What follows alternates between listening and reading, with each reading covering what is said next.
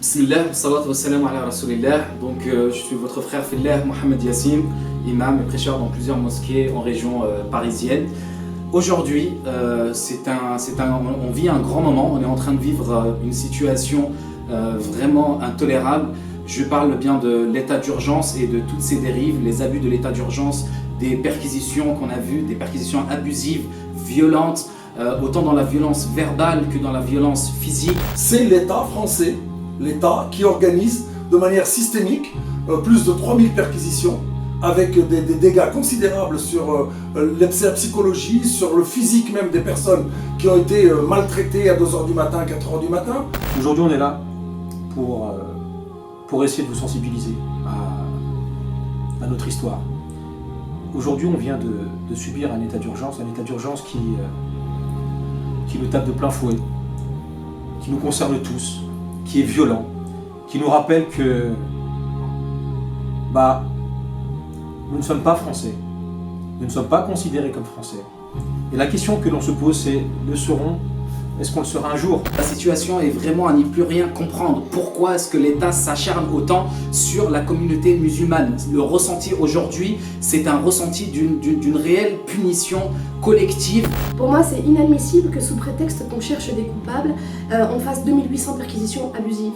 Quand on défonce une porte et qu'une femme perd son bébé à cause de la peur qu'elle a pu avoir parce qu'on a défoncé sa porte, moi je trouve ça inadmissible. Je trouve ça incroyable que ça puisse arriver aujourd'hui, ici en France.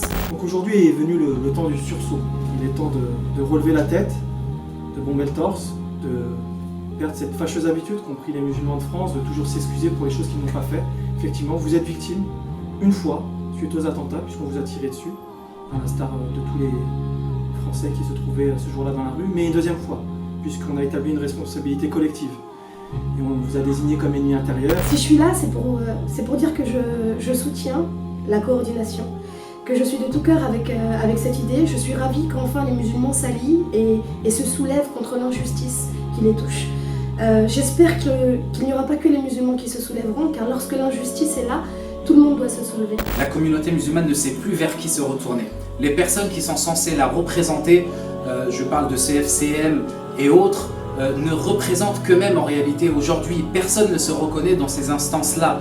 La nouvelle génération dont je fais partie ne s'est jamais sentie représentée, ne s'est jamais sentie défendue et ses projets portés en avant. Sa vocation. Donc moi aujourd'hui, j'insiste surtout auprès des jeunes pour dire nous avons une occasion historique de nous unir, de créer une force, de créer un outil qui nous serve pour la défense de nos droits, qui nous serve pour porter la parole d'un islam indépendant, d'un islam à la tête haute. Les musulmans aujourd'hui sont devenus l'ennemi de l'intérieur, comme l'avait dit un certain homme politique. Relevons la tête, montrons que nous ne nous laissons pas faire, qu'aujourd'hui nous avons choisi de combattre pour notre émancipation, pour notre liberté, pour les nôtres, oui pour les nôtres, car nous sommes une communauté et nous devons de combattre, nous devons de saisir ce moment d'histoire pour prouver à nous-mêmes, mais aussi à nos enfants et à notre conscience que jamais, au grand jamais, nous n'accepterons cette domination et cette oppression. Jamais nous n'accepterons cette hagra. Levons-nous, il est encore temps,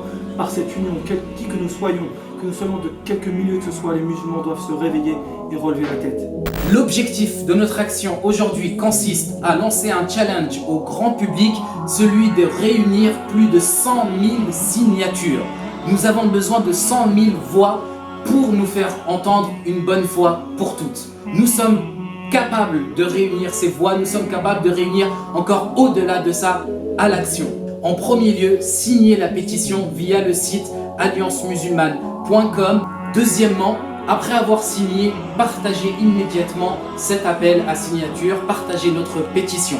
Troisièmement, il faut faire signer tous les membres de votre famille. On ne peut pas aujourd'hui, face à cette situation, se contenter d'une seule signature par famille. Il faut faire signer vos parents, vos frères, vos sœurs, vos cousins, vos voisins. Il faut faire signer tous ceux que vous connaissez. Nous allons faire tourner un message SMS type.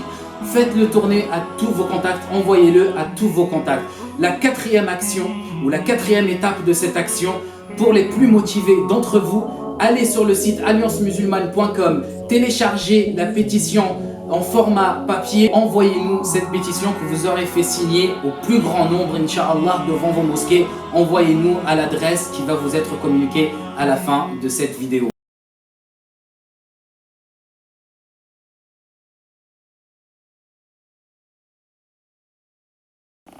Wallah, vraiment, je voulais te dire, il faut que tu te dépêches de faire signer toute cette pétition. Parce que si tu fais rien et que demain tu pleures, c'est pas la peine. Tu as compris? Et ouais, dépêche-toi.